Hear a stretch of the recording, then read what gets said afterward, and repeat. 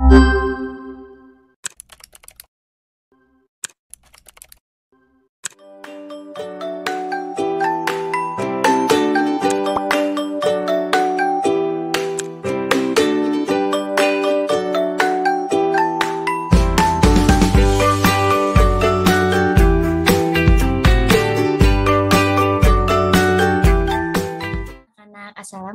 warahmatullahi wabarakatuh.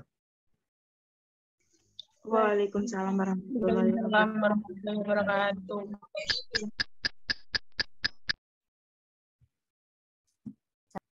Selamat pagi anak-anak semua.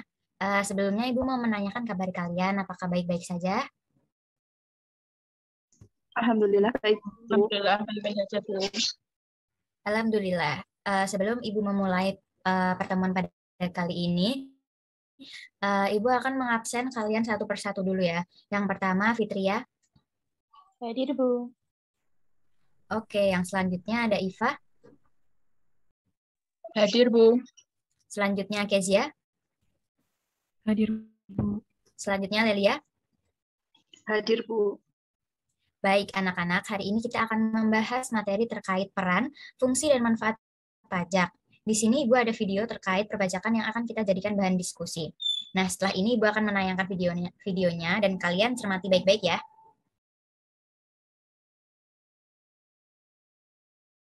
Membawa dampak luar biasa bagi kesehatan masyarakat, namun juga bagi perekonomian Indonesia. Pemerintah memperkirakan pertumbuhan ekonomi Indonesia berisiko turun menjadi 2,3% pada skenario berat, atau bahkan negatif 0,4% pada skenario sangat berat. Pelemahan perekonomian ini akan berdampak pada sektor rumah tangga, UMKM, korporasi, dan sektor keuangan. Lalu, apa peran pajak dalam meminimalkan dampak tersebut? Pajak yang Anda bayarkan digunakan pemerintah untuk mendukung pendanaan tambahan belanja dan pembiayaan anggaran untuk penanganan dampak COVID-19 sebesar Rp405,1 triliun yang antara lain digunakan untuk insentif tenaga medis dan belanja penanganan kesehatan sebesar Rp75 triliun, jaring pengaman sosial sebesar Rp110 triliun, dukungan industri sebesar Rp70,1 triliun, serta program pemulihan ekonomi nasional sebesar Rp150 triliun.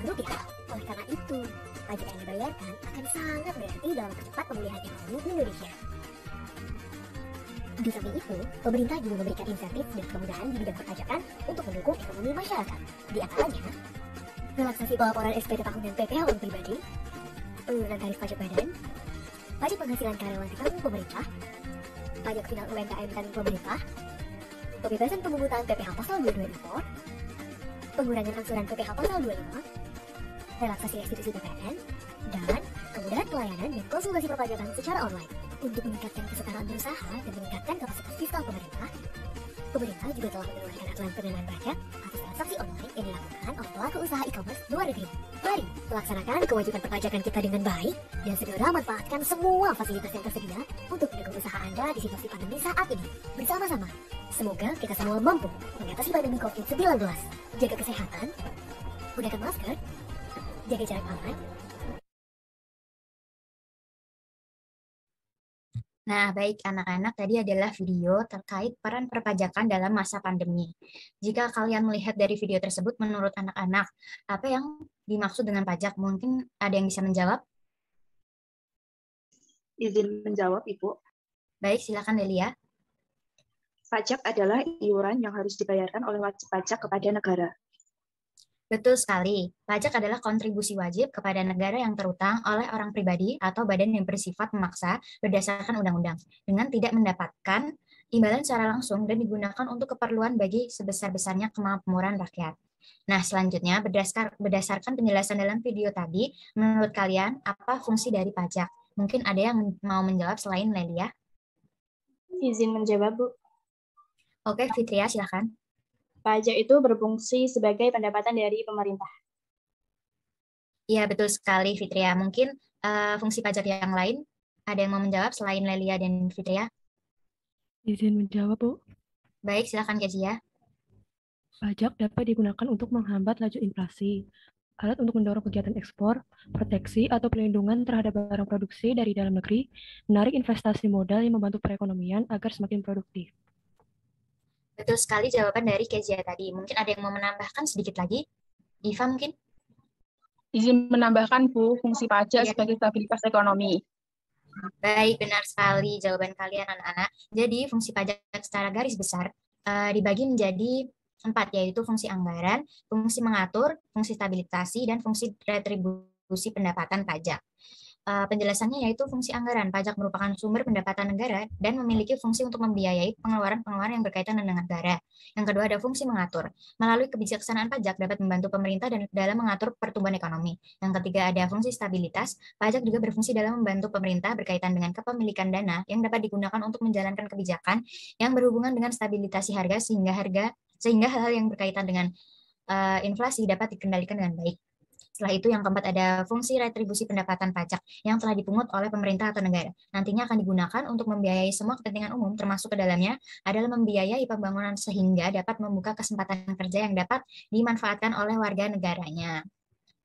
Baik anak-anak, setelah ini supaya kalian dapat memahami secara utuh dalam materi perpajakan ini, Ibu akan memberikan kalian proyek. Nah, proyek ini Ibu meminta kalian untuk mempelajari materi kali ini selama 5 menit. Setelah itu, Ibu akan membagi kalian menjadi 2 kelompok. Yang pertama ada Fitria dan Lelia, yaitu mencari materi tentang pengertian pajak, fungsi dan manfaat pajak serta hubungannya dengan APBN, perbedaan pajak dengan pungutan resmi lainnya, asas pemungutan pajak, dan jenis-jenis pajak. Dan kelompok yang kedua itu ada Iva dan Kezia, materi kelompok 2 yaitu sistem pemungutan pajak di Indonesia, alur administrasi perpajakan di Indonesia, objek dan cara pengenaan pajak, tantangan pemungutan pajak, simulasi fungsi dan manfaat pajak.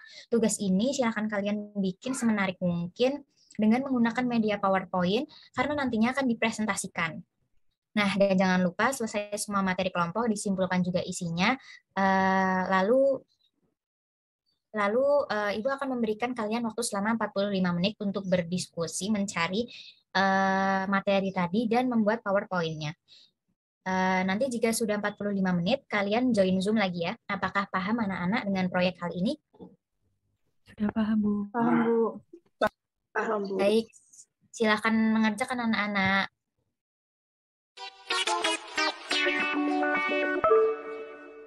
Oke, baik anak-anak. Jadi kalian sudah membuat PowerPoint-nya tadi selama 45 menit dan mencari materinya.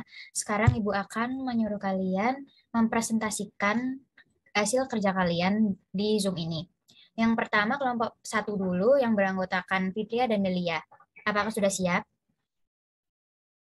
Siap, Sudah, Bu. Baik, silahkan Delia dan Fitria dipresentasikan. Baik, izin share screen, Bu.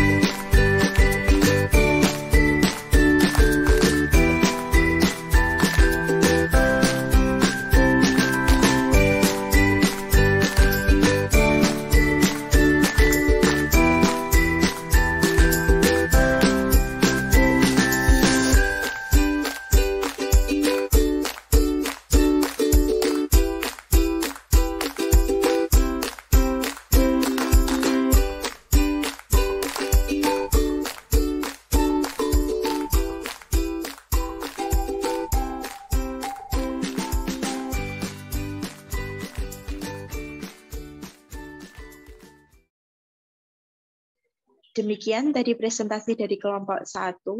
Bila ada salahnya, kami mohon maaf. Wassalamualaikum warahmatullahi wabarakatuh. Waalaikumsalam warahmatullahi wabarakatuh. Bisa kita lihat tadi kelompok 1 sangat bagus ya anak-anak. Oke, selanjutnya kita akan beralih pada kelompok 2, yaitu ada Iva dan Kezia. Apakah sudah siap? Sudah siap. Ya, Bu.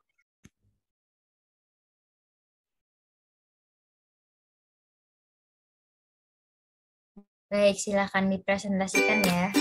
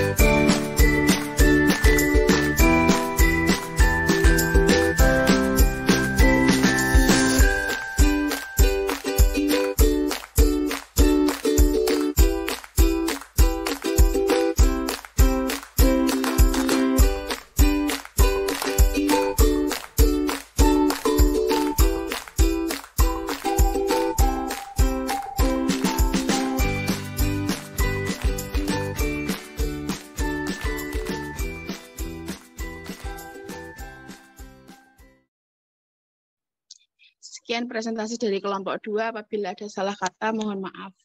Wassalamualaikum warahmatullahi wabarakatuh. Waalaikumsalam warahmatullahi wabarakatuh.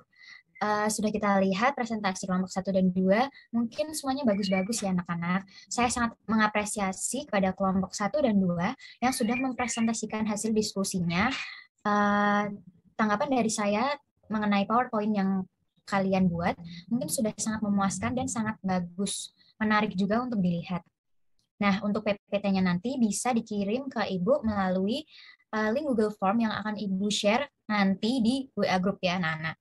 Baik, kesimpulan dari pembelajaran hari ini yaitu pajak adalah iuran yang ditanggungkan oleh wajib pajak, baik perseorangan maupun suatu badan yang dipergunakan untuk pembangunan negara. Di Indonesia menggunakan 3 sistem pemungutan pajak, yaitu ada Official Assessment System, Self-Assessment System, dan Withholding System. Karena pemungutan pajak di Indonesia masih banyak permasalahannya, oleh karena itu diperlukan kekuatan penegakan hukum serta kesadaran dan pengetahuan akan ekonominya. Baik, anak-anak mungkin kalian sudah paham atas materi hari ini. Sekarang Ibu akan memberikan kalian pekerjaan rumah mengenai pembelajaran hari ini.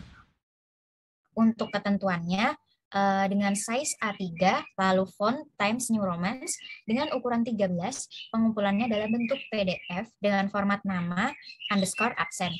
Saya harap kalian jangan sampai lupa mengerjakan karena pekerjaan rumah ini sangat membantu kalian dalam mengetahui materi di pertemuan kali ini. Pembelajaran hari ini sudah selesai ya anak-anak. Ibu harap kalian jangan lupa untuk selalu menerapkan prokes dimanapun kalian berada. Mungkin sebelum kita sudahi, apakah ada yang mau bertanya? Mungkin tidak ada. Oke, sekian dari Ibu. Bila ada kekurangan mohon dimaafkan. Pertemuan kali ini kita cukupkan. Wassalamualaikum warahmatullahi wabarakatuh. Sampai jumpa anak-anak. Waalaikumsalam warahmatullahi wabarakatuh. Terima kasih, Bu. Boleh keluar Zoom ya.